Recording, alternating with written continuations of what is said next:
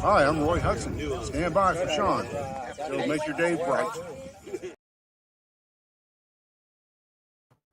And welcome to Look Around Florida. No hiccups tonight. Woohoo! Yes, we're back.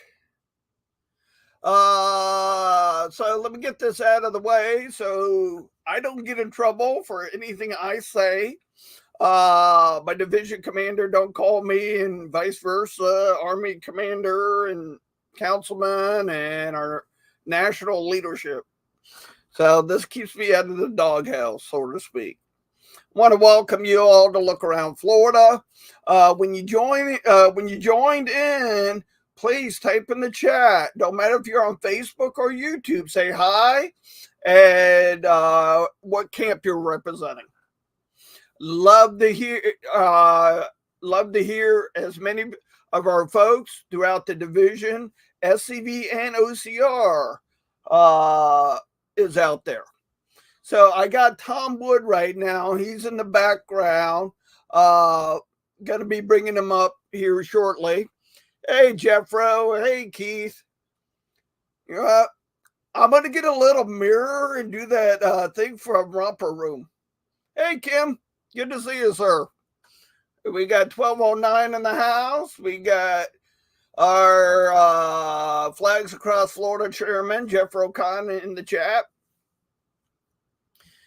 So, like I said, I got Tom Wood in the background. Yes, he is here. And we'll be bringing him up shortly. So, guys, remind your members, hey, Commander-in-Chief, Jason Boshear's in the chat. Just keep in mind, June 1st is our division reunion coming up. Get your registrations in. Our division commander has a special gift for you again this year. He has not told me what it is or nothing. So get your registrations in. So we got a couple new news coming up. I'm kind of doing the same thing as what SCV chat did. But I'm opening it up to also include your camp namesake. If you're on the Florida Division Members Only page or the Florida Division OCR page, I am asking for pictures of your Confederate ancestor or pictures of your camp namesake. I will be working on a video that will be shown this month. So, hey, David, good to see you from East Tennessee. Hey, Linda and Roy, good to see you. So, just want to remind everybody on April the 28th, J.J. Dickerson Camp will be doing the Memorial Day celebration at Melbourne Cemetery. If you are planning on attending, please get a hold of Mr. Thornton. So he has an idea on if you're coming or not. And that is April the 28th, their Confederate Memorial Day ceremony. I just got this in a couple of days ago from Daryl Rattray, a camp commander for the Dixie Defenders.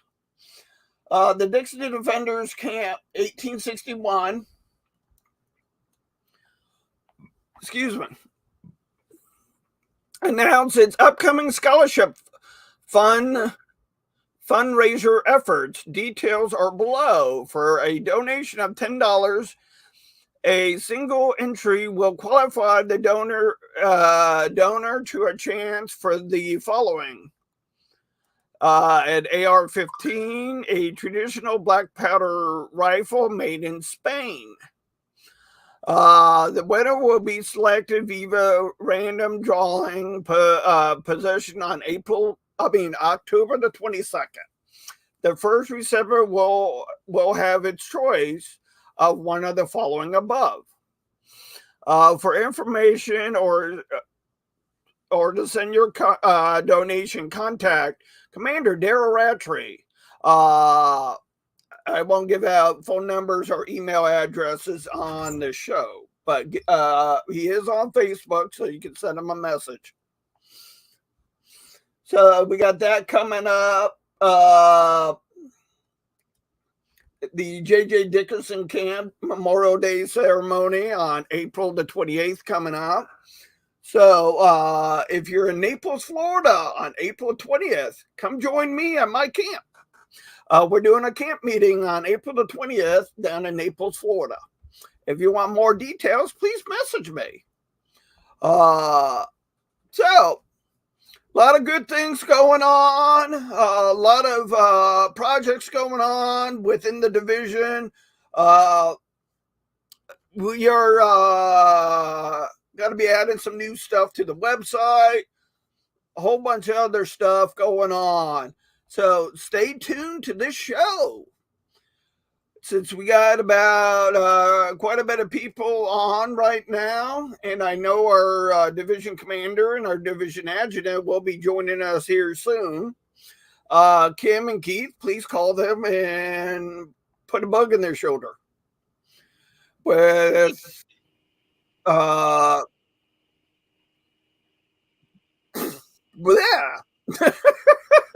Well, we got Tom Wood joining the chat. Tom, go ahead and introduce yourself. Hi, Sean. Good evening to you. Well, I heard you mention several friends of mine just a few minutes ago, so I want to say hi to those folks. Good to be here tonight. We finally made it after 2 or 3 attempts. Different things didn't allow us to do that, but I'm glad to be here. Yeah, my name is Tom Wood, and I am a candidate for the Army of Tennessee Commander coming up in election in July at our national reunion. Let me tell you a little bit about myself. I am a retired military officer. Well, let me tell you about my family first. I've been married to the same lady for 56 years. Wow. And how she has stood me for 56 years, I don't know, but she has managed to do that. We have 3 daughters. We have 9 grandchildren. And we have, Lord willing, we will have a great granddaughter in September. Her husband currently is in Florida. They are stationed at Hurlburt Field up at near Fort Walton Beach, and he's a pilot up there for special services, special forces, and so they're expecting a baby in September. So we're excited about that. I am a 7th generation Tennessean. I was born in Lebanon, where we currently live. I have lived across the globe in several places, being in the Air Force. Retired after 20 years. I am a retired construction executive, having worked for some of the largest construction companies in the nation over the years. Retired after about 40 years of that, and said, okay, that's enough. I've had enough fun, so I'm going to hang it up and retire. So we have I've been busy. For the past 10 years I've been retired. I've basically been working full-time for the SCV. I decided that that's what I wanted to, just how I wanted to spend my time, was serving the SCV. So I have been serving for the last 8 years as the Tennessee Division Adjutant, which is Tennessee is the 2nd largest division in the Army of Tennessee, with about 2,500 members. So that keeps me pretty busy. I'm also the camp commander for our Lebanon camp here, the General Robert H. Hatton Camp in Lebanon. That's a camp, very active camp of right at 80 members now. We've grown pretty well in the last couple of years. We've got 80 members. Very busy with all those activities. So a lot of good things are happening.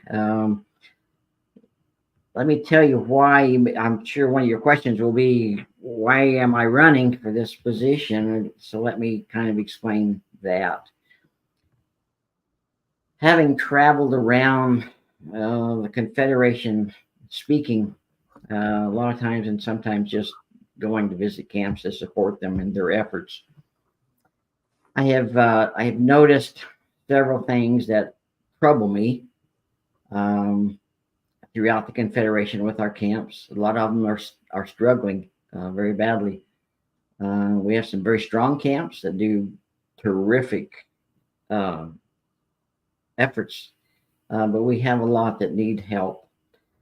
And as I've traveled around, I've noticed certain things that I think that we need to work on, and we can talk about those. If you want to ask me about those, we'll get into those here in a minute. That's pretty much my background. I can't think of anything else really that I need to add to that. So, the next question. All right. Like you said, you've been an adjutant for 8 years. 8 years, yeah. Going and I can speak on this. Going from adjutant to a commander's position can be a little bit, but why would you go to Army of Tennessee commander versus councilman? Well, I think that as commander, you're able to kind of direct the program the way you want to direct it. I have some specific goals in mind that I'd like to see accomplished, and in that area, and that's why I decided to run for the commander's position. Okay. And I had a list and I lost the list. Guys, while I'm thinking of any questions, feel free to ask Tom some questions. Yeah, absolutely. I'll put them up, and so Tom can read them. Let me go ahead, since you don't have your questions. Can I go ahead and just talk about some of my goals for the Army of Tennessee position? Yeah.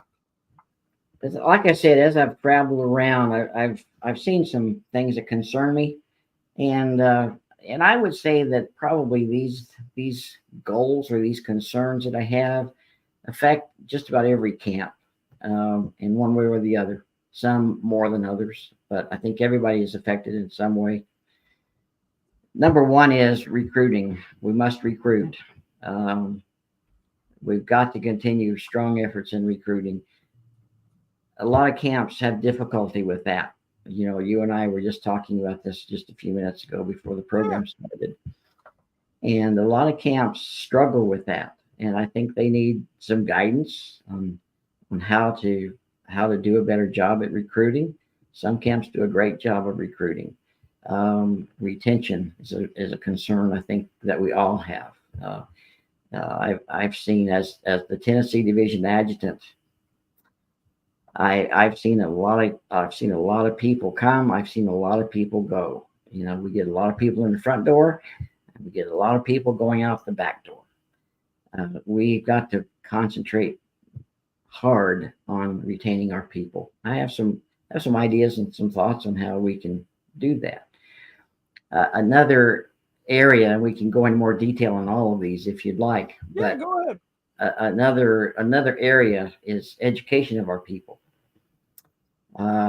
Not just historical education, and that's important, and we need to do that because a lot of our people are not very historically strong when it comes to defending our heritage.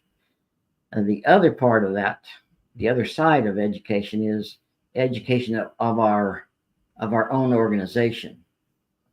I have visited camps that knew basically nothing about our organization above the camp level. They didn't know how it worked. I went to a camp one evening and I was going to give a program on something, and I asked them, I said, when I go to camps oftentimes to speak, I'll ask them if they receive communications, and that's another issue. But at this particular camp, if they received the Sentinel, the Army of Tennessee Sentinel that I hope everybody's getting. And they said, no, I don't know what you're talking about. So the commander said, well, yeah, I send it to him. And I get it, he said, but I don't know how to distribute it to my people. So he didn't know how to distribute an email, forward it to his people. So another guy in the camp said, send it to me. I'll make sure that it's forwarded. But that comment prompted an entire evening of questions about the SCV, who we are, how we operate, what is this, what is that, who does what. They did not know. They did not understand. So I think, Sean, that education of our own organization is needed more. And I think that's something that can be done at every level, including even a greater emphasis from national. Mm-hmm.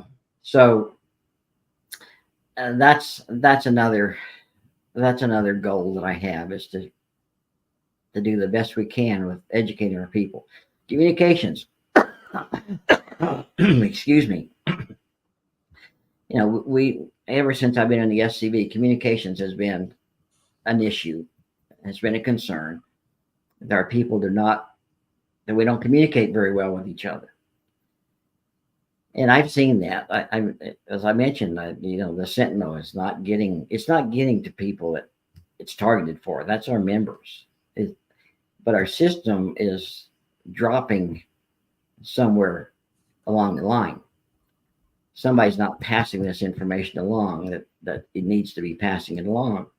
So it's not getting to our members. So our members are not getting these valuable publications that our people do such a marvelous job with. It's a shame that they're not getting these publications like they should. And I don't know how many on your podcast tonight are getting the AOT, for example, or newsletter, or not getting the newsletter. But I hope everybody on this podcast is getting this information. It means your system and the division is working like it should. Mm-hmm. Another issue that we have to address is leadership training.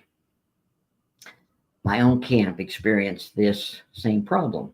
We're a camp of over 40 years old, and about 4 years ago, I was not commander at the time. I've served multiple terms as commander, but I was not serving then. And we had elections, and nobody would step forward to be the commander. So I stepped forward. I said, I'll take it again. And so since that time, I realized that our camp, after 40 years, could have folded because nobody would take leadership role. Mm-hmm. And we cannot have that. We have got, and so what I did, and if I can use my camp as an example, I said, we cannot have this situation arise again. So I have been encouraging my people to join the staff. I've told them, I said, look, we will train you. We've got people in this organization for 40 years. We can train you on all of these jobs, and we need your service. Mm-hmm. And step forward, join the staff, and we'll train you and go move step by step up until you're comfortable with taking on a leadership role and being the commander. And I'm happy to say that now we've got 3 or 4 people that I feel comfortable are going to do that. So I think our camp is in better command structure now than it was just a few years ago. But that's a struggle for camps. I mean, we all know that camps are folding because nobody will take the leadership role. I think you and I just talked about this just a little bit earlier, yeah. that you yourself have experienced camp that folded because nobody would take leadership. This is a problem throughout our organization, that we've got to encourage people. We got to support people. We have to train people to take on these leadership roles. Otherwise, we're going to lose more camps. I know we had 2 camps in the AOT last year that folded because nobody would take on these leadership roles. Right. And another area where I constantly try to do this with everybody that I come in contact with. If I go visit camps, if I my own camp or other camps, we have got to support each other. We have got to encourage each other. You know, we've all seen us being critical of one another for one reason or another, but we've got to support. And I know not everybody likes to do the same thing. We're individuals. We have different desires to do things. Some people want to flag. Some people don't want to flag. They want to do something else. But we've got to support everybody in all these different efforts. All of these efforts are important and all need to be done. And we've got to stop being critical of each other, but be supportive of each other and encourage each other. And so we can't do that enough. We just can't do that enough. So that's kind of my basic concerns and my goals for our organization, and especially for the Army of Tennessee, and why I chose to place my name in this potential position. Now, there's a couple of questions that did pop up, but Good. a question I have, you touched on it about teaching our members you got the camp level, you got the brigade, and then you got, well, here in Florida, we have region, then we have division. How are you going to be able to get Joe Blow, that's a new member, to know the chain of command, so to speak? Are you thinking about emails or? Oh, I think there's a variety of ways that you do this. I think it can be. I think this kind of thing can be explained in our national magazine, in our AOT newsletters. I think there's a number of ways to get this information out.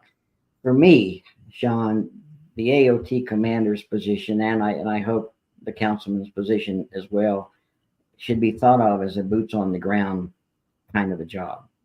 Mm-hmm. I think we have to get out and visit camps. My goal is that the councilman and myself can get out and travel around and visit as many camps as possible. We can't do it sitting behind a desk or on a Zoom call. I think it's getting out. It's getting out and meeting the people, meeting the members, and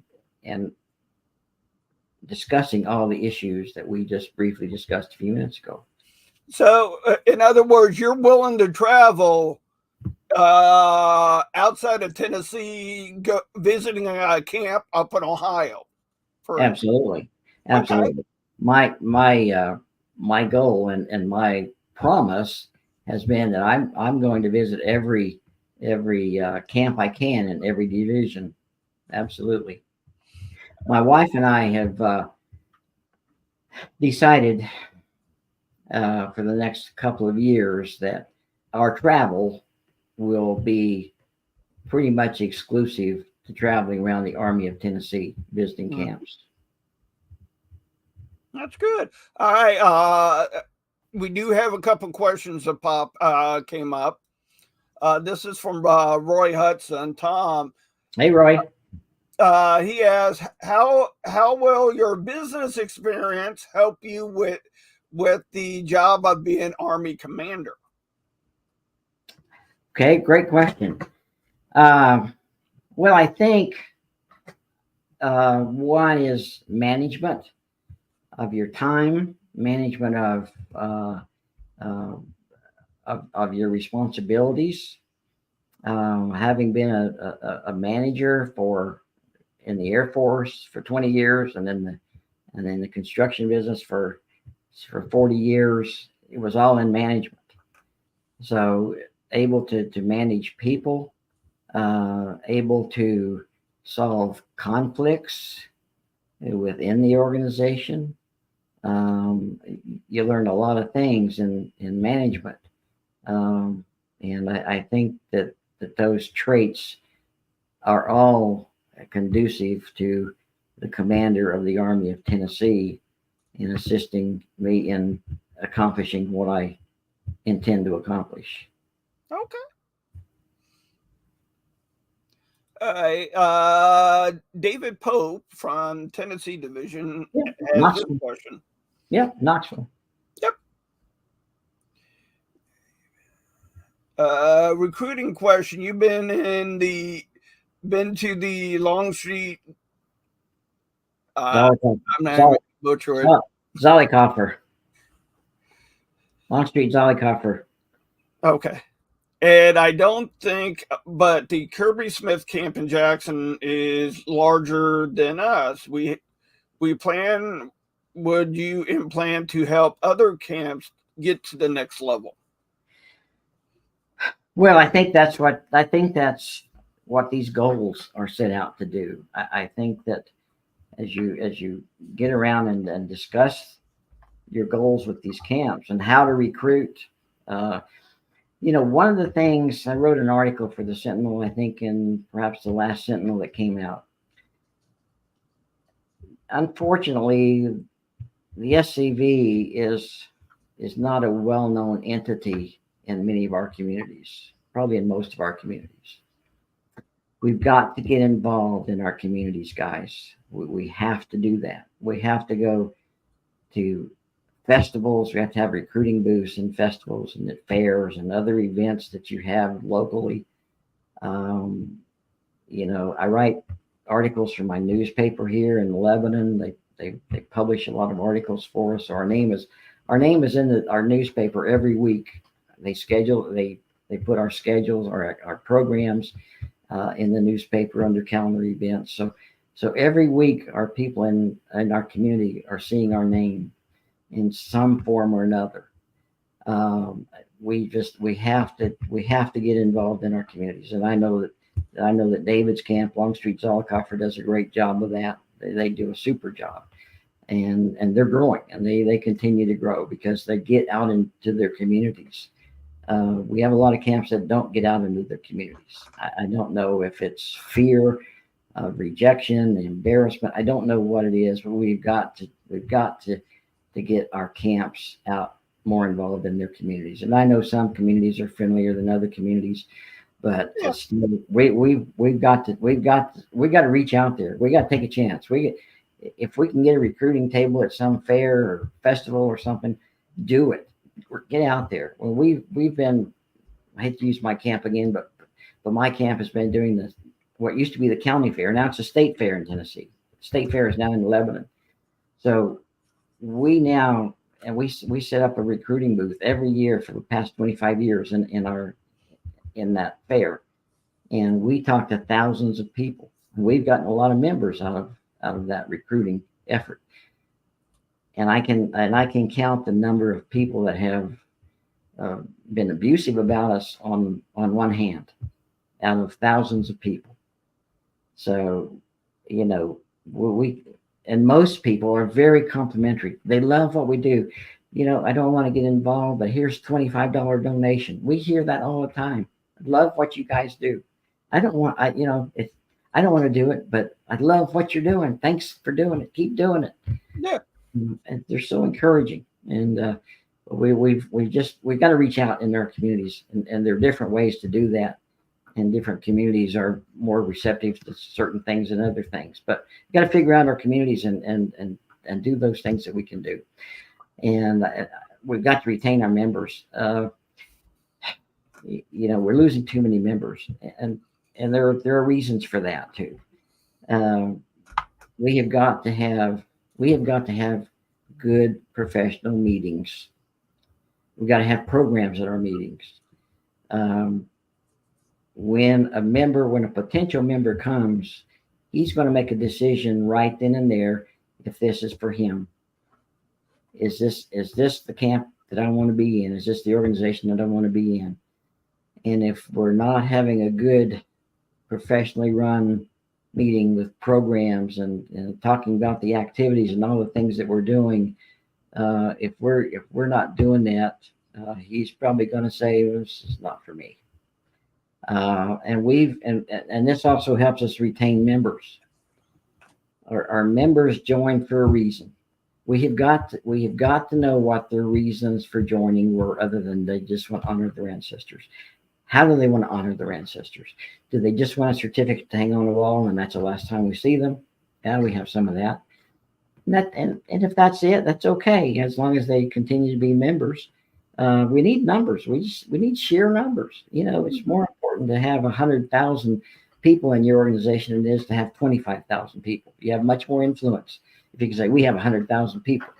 Now, they may not all be active. They may just be card carrying SCV members, and that's fine. Look at the NRA, for example.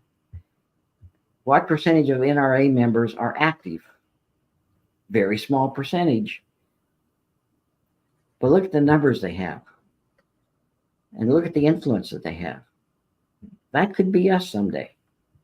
But we've got to give our people a reason to not just join, but to stay with us. Well, and I've noticed this for a little while. Granted, National has a flyer. Florida Division has a flyer. What kind of other handouts are you thinking about to get to our camp so they can get the information to be able to hand out to a possible prospect? Well, we have a couple of handouts here in Tennessee that we use. One is a wanted poster. We need you. It's kind of like a Uncle Sam poster. It's a wanted poster. We just printed 250 yard signs that basically says join the SCV. I don't have a copy of it here, but it's a join the SCV. I think it's kind of like some of our national stuff. And so we're going to give those out to all our camps in Tennessee so they can utilize those in whatever way they think is best for them to utilize them. Mm-hmm. So yeah, I sure there are lots of things we can do in that regard. Yeah, I mean, just like you were talking about recruiting, trying to draw them into the SCV. And I know various camps do a pretty decent job of it at a reenactment. Yeah. But if you don't have a reenactment, you don't have a historical place that do a Pioneer Day or whatever, they might have some type of a festival or something of that nature that, they're talking with somebody and the person, you got them on the hook, where you can hand out other information. And I know Rich Garcia did those cards. Yes. Are you thinking about getting some of those cards at the Army level that a camp can download or something of that nature that they could use to help recruit? Yeah, sure. And our camp will probably be using our cards at the fair to give out at the fair. And so, yeah, that's great. And so every camp, I know every camp in Tennessee is receiving a stack of cards for their use and however they want to use them. Mm-hmm. And we can perhaps do the same thing in the Army of Tennessee. Absolutely. And it could be downloaded. It could be something you could download very yeah. Very now, what if a camp wants to make their own, like with their camp, a picture of their camp namesake? Yeah. That's what we're doing. We're making a bunch of cards just for our camp namesake to hand out. That's our primary purpose. Although we'll have camps, we'll have all the other cards as well. But primarily as a recruiting tool to hand out our General Robert H. Hatton card. And Rich and Sean Hill have done a great job with that hero card program, and it's been very successful. And a lot of divisions and camps are purchasing those cards, and we can have those cards printed for just your camp namesake. If you want 100 cards of your camp namesake, that can be done, or you can do your own card. But we can help you do your own card. Whatever you want to do, assist you with that. But that's a great program. It's a great recruiting tool. Yeah, something that you can hand to a potential member where down the road they can go, oh, I remember talking to these guys. They seem like good guys. Either a phone number or email address type thing. Right. Absolutely. Yes, you do, Keith. Oh, that's right, Jeffro. I want to give a shout out to HQ. They got bombarded pretty hard on Monday. Well, good. Yeah. I guess they probably got their 100. Probably got their 100 pretty quick, didn't they? Within the first 30 minutes, from what I'm hearing. I know some of our people wanted to take advantage of that program. I said, you better hurry because there would be a lot of people wanting that program.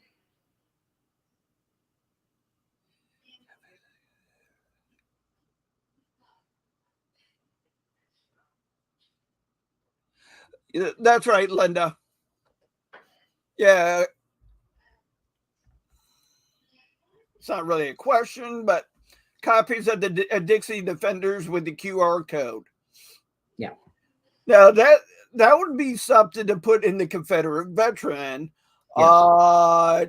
Getting the QR code on there, because I know some camps out there use their Confederate veterans. They get them and they use them as recruitment tool. Yes. What about getting a QR code on there for somebody? You hand somebody a Confederate veteran and they scan it with their phone.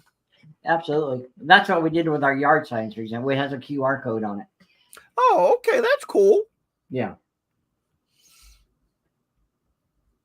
Come on, guys. Ask questions. Tom's not shy. He wouldn't be on this show.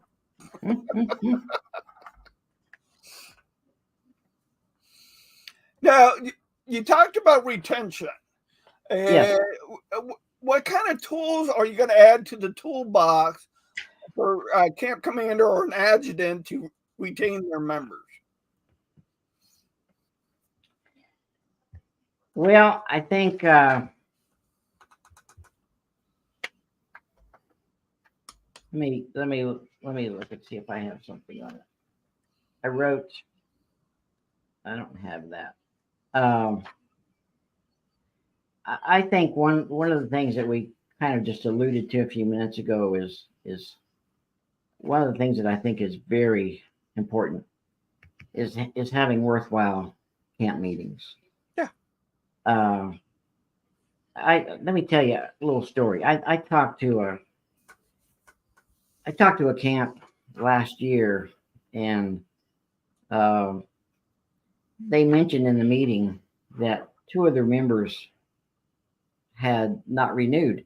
It was renewal time, and they had not renewed. And so one of the guys, they had followed up, which a lot of camps don't follow up. If they don't renew, they didn't renew. Yeah. We didn't follow up. We got to follow up. Why didn't you renew? And encourage them to renew, and find out if there's some reason, something that we did wrong that we can correct to get them back in. But we've got to know why they didn't renew. And so this camp had followed up with this person, and he said, well, he had run into some serious financial difficulty, and he couldn't afford the dues. So they asked me if it was possible for them to pay the man's dues for a year, and I said, absolutely, you should consider that.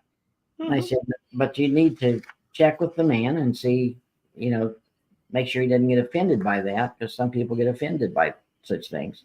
Right. But I said, if he's amenable to that, absolutely, you should pay his dues. So they did, and he was amenable to them doing that, and so they retained an active member. And had they not followed up, had they not found out why the guy didn't renew, he would have just been lost. He would have been gone. So we have to follow up. We have to encourage them. We have to show them that they're needed. We need to try to meet their needs. As I mentioned earlier, not everybody's interested in doing the same thing in this organization. We all there's all kind of activities and all kinds of things that we can get involved with. Mhm. And that's the great thing, that we don't all want to do the same thing. And so we need to find out what makes them click. We're to perhaps put out a little brief little survey. What things can this camp do that you think is important? Find out what's important to them. Because if you don't do the things that they think is important, you're probably going to lose them. They're not going to be active. So we need to know in essence, we need to know our people. We need to know what makes them go. So getting to know them. Now, besides not just having a camp meeting, having camp activities, we have to have active camps. Yeah, diversity. People don't join. I mean, they may join you because they want to honor their ancestors, but they're probably not going to stay if your camp's not active. They don't want to come to a monthly meeting where it's not worthwhile, or you're not talking about upcoming events and other programs that you're going and have programs. This is our program for next month. This is a great speaker. Come and hear this speaker. We're also going to be talking about these activities. Communications. I probably communicate with my camp too much. They probably get tired of hearing me, but I email them. If something comes up, I email them. This is what's happening. This is what's going on. We have a newsletter, another important tool, I think. If you can have some kind of newsletter. I don't care, Sean, if it's one page. If it's a one-page printed thing that you email out to them. We have to communicate with our people. It's another reason we lose our people. We do not communicate with our people. And like I say, I probably communicate too much with my people, if that's possible. But I communicate all the time. I probably communicate with them 3 or 4 times from one meeting to another. Right. Telling them all points in between. And things that are coming up. Like we have been working with our Tennessee State Museum. We had a great flag display. We made great inroads with our Tennessee State Museum last year and our Veterans Museum here in Lebanon. We had the original 7th Tennessee flag displayed here last year in our museum, and we had wonderful community involvement in that. So we're doing it again this year. Now we've got the Lebanon Grays, which was a company flag of the 7th Tennessee, and there's going to be newspaper articles come out about that. It's going to be on social media. It's going to be all over the place, and we're going to have great community activity for that. And matter of fact, I just heard today from the State Museum staff that they're all planning on coming again to this event. Cool. So yeah, I mean, it's marvelous. It's just great. Now, Tom, you talk about communication, right? Yeah. Here's my question for you. If you do get Army of Tennessee commander, okay, how are you going to improve on communication all the way down to our lowest member? Okay. I want to work with our division staffs. Okay. I'll just tell you that one of the places that our communications breaks down is at the brigade level and at the camp level. Our brigade commanders, I've experienced this, oftentimes do not pass the information. They do not communicate with their camps. They don't go visit their camps. They don't communicate with their camps in any way. I've had camps say they don't even know who their brigade commander is. That's something that we got to work with. We got to work on. Camp commanders and adjutants sometimes, as I discussed a while ago, don't pass these communications down to their own members. We got to try to solve this. Um, and it may be, and I think we've got to hold some folks accountable for their positions. I think we got to call some people out. I'm hearing that your people are not getting these publications. Why is that? Mm-hmm. I think we've got to call out some folks that aren't doing their job. Right. That might sound a little hard, but I think that's what has to be done. Yeah. I mean, every member in the SCV, don't matter if it's a brand new member that's only been in a week old to people like me and you that's been in the SCV over 20, 30 years, have the right to have an idea what's going on. Absolutely. They've got to. They've got to know what's going on. And we have some glitches in our system, and I think everybody knows it. And I think that we have to kind of we got to unplug we got to take the log out of the system and let the communication flow. Mm-hmm. That's why this show is sponsored by the Florida Division. Yeah. That's why in Tennessee, when I get something from national, or if I get the minutes from a GEC meeting, if I get an AOT newsletter, or if I get something else, I've got all the camps right here in my system. That's how I communicate to all the camps. Yeah, I send it to them direct. That way I know every camp got this information. Right. So that's one way to do it. Yeah. Just you can if you can't, if there's a log jam someplace, then you can just bypass that log and do it yourself. Every division commander knows how to reach their camps, I hope. And so he can or the division adjutant can directly send all that information straight to their camps. Mm-hmm.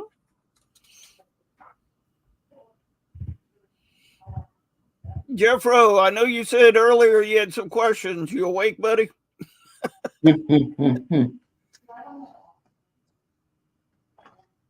That's right, Linda. That's why we here, you got to look around Florida.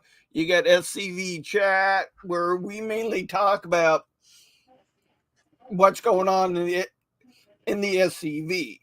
Me, I look around Florida. I do SCV and OCR.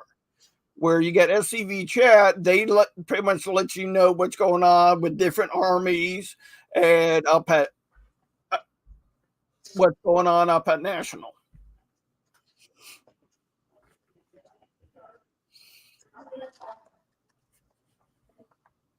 Alrighty, man.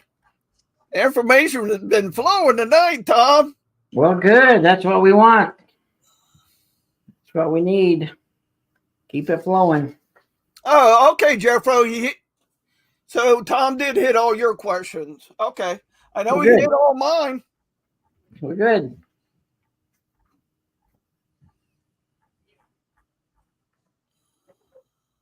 Let me just say, kind of filling in here, giving you a chance to maybe get your thought.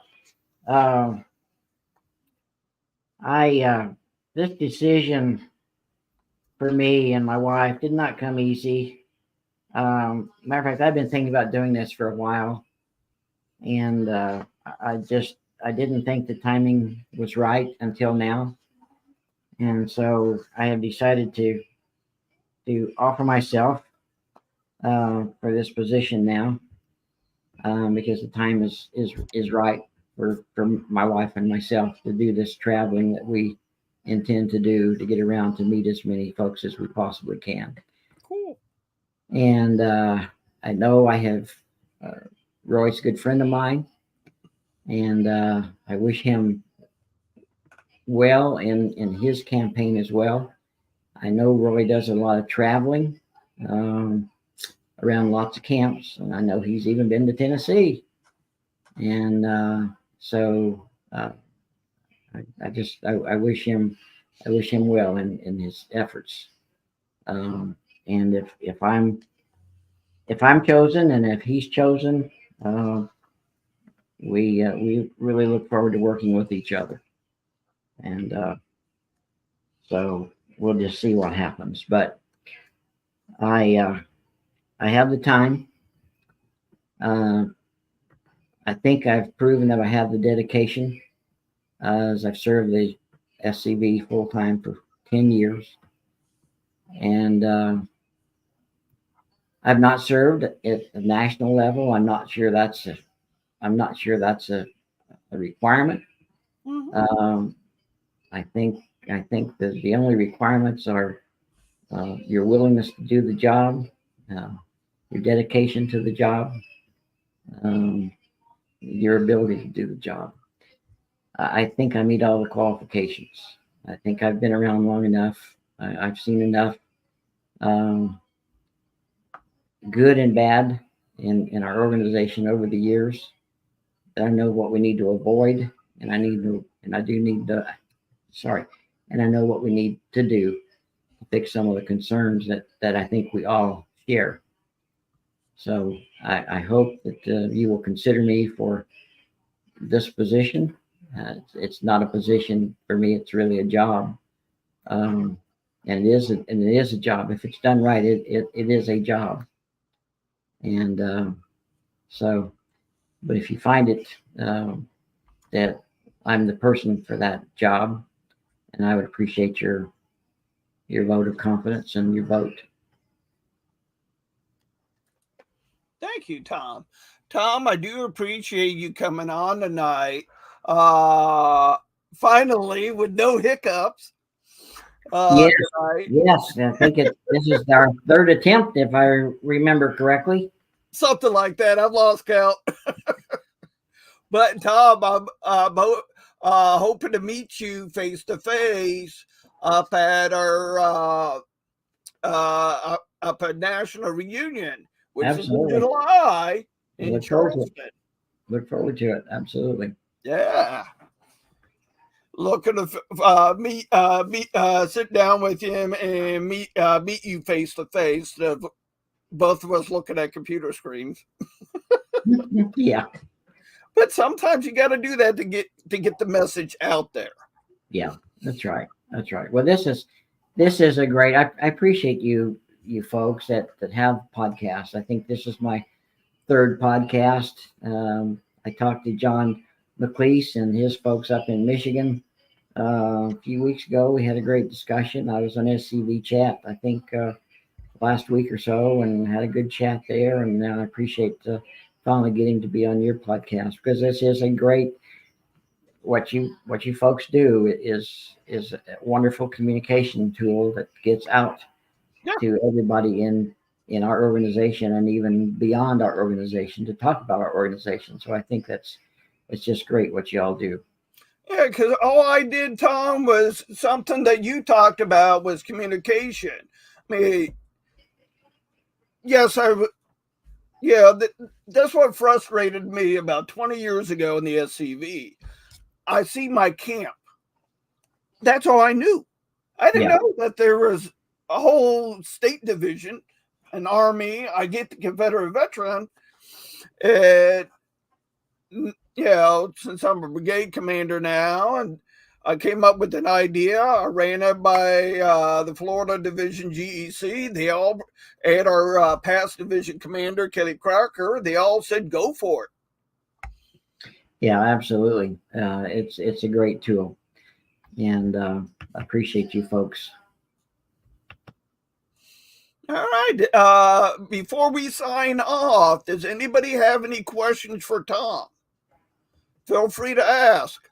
Come on, there must be. Don't be shy. We can't see you.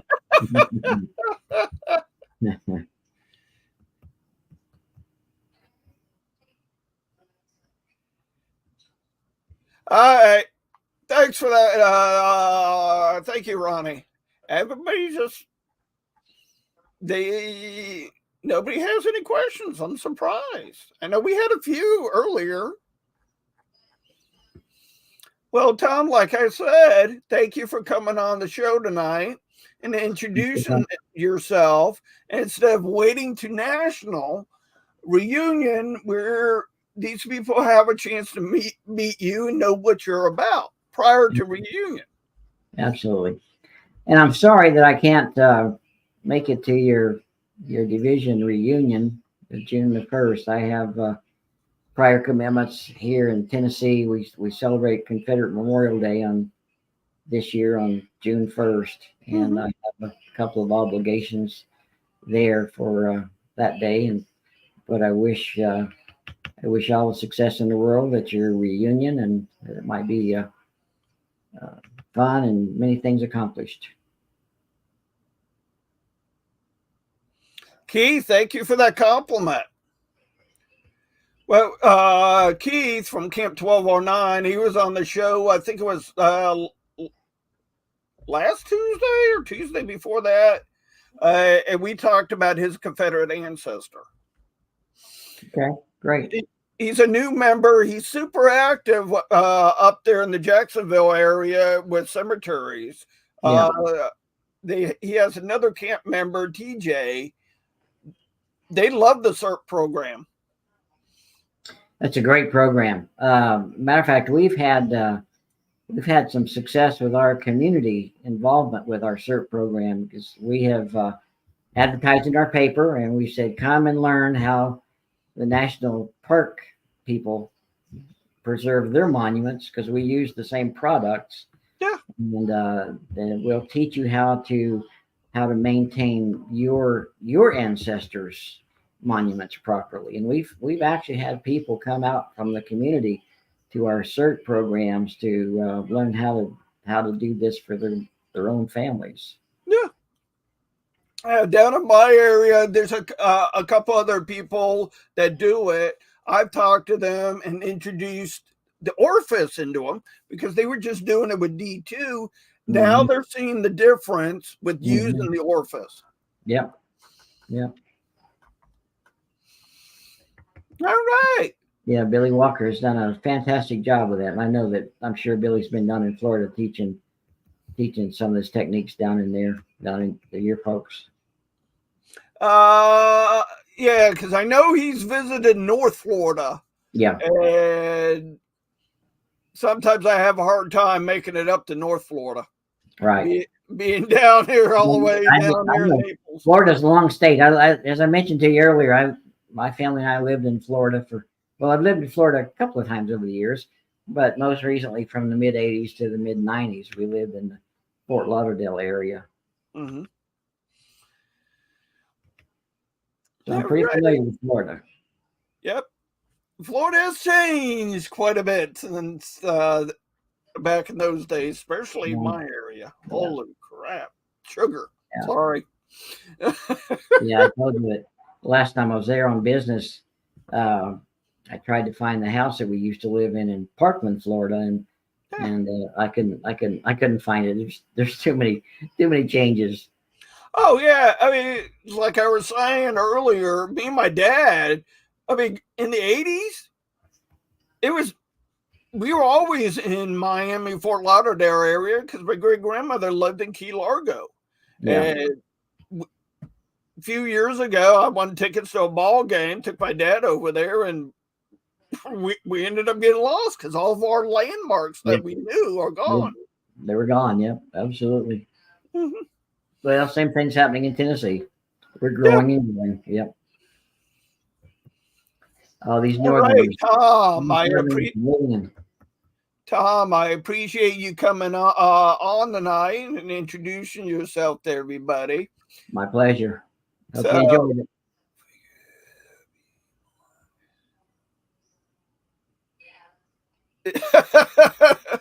Figure there'll be more visits. More visits? Yeah, there will be visits if I'm elected commander. There will be lots of visits.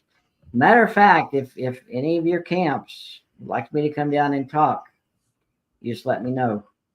Cool. Now, speaking of that, this question just popped in my head. Workshops. Are you going to increase the number of workshops, getting a new camp that wants to grow and kind of have tools in their toolbox? Are you going to have more workshops so they have an idea? Well, certainly it's something I want to consider. I know right now we're just doing one a year, Yeah. And it's not well attended. I mean, again, we've got to increase our participation. We keep seeing the same people over and over at our leadership conferences and in our AOT workshops and all of that. But yeah, and what we may want to do is kind of localize something a little bit. Maybe I'll encourage an AOT. I know Alabama. I just recently was in the Alabama Education Conference down there with those folks, and I'd like to see every division doing something like that. If not an AOT workshop, at least a division workshop. So I don't know if Florida's doing something like that or not, but I'd like to see us do a workshop in every division. Cool.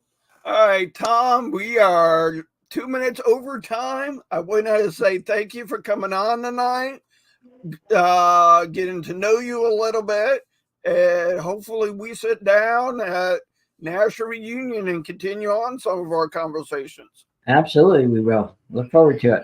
All right, Tom, you have a good night. Stay well, stay healthy. Good night to all you in Florida. All right, gentlemen and ladies, it's that time of night again. Thank you for joining the chat tonight. You got to meet Tom Wood, candidate for Army of Tennessee Commander. So hopefully come July, you pick the best person for you want to represent you. Next Tuesday, there will not be a show. The next show will be on the 16th. Roy Hudson will be coming on the show on the 16th. I have nobody scheduled for the 23rd. And I know it's scheduled GCB. Why isn't it not on my calendar? Oh boy. All right. Let me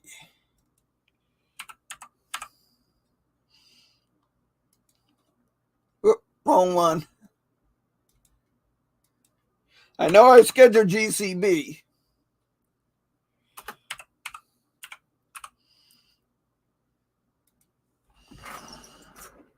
Ready. Yes, GCB will be joining us on the 30th. So we have 2 more candidates to get through, so you guys can pick the right choice come July. Thank you for joining the chat tonight. Stay young, stay healthy, keep those flags flying high. And with that, we're going to show a good friend of the Florida Division. Have a good night. My name is Nelson W. Winbush.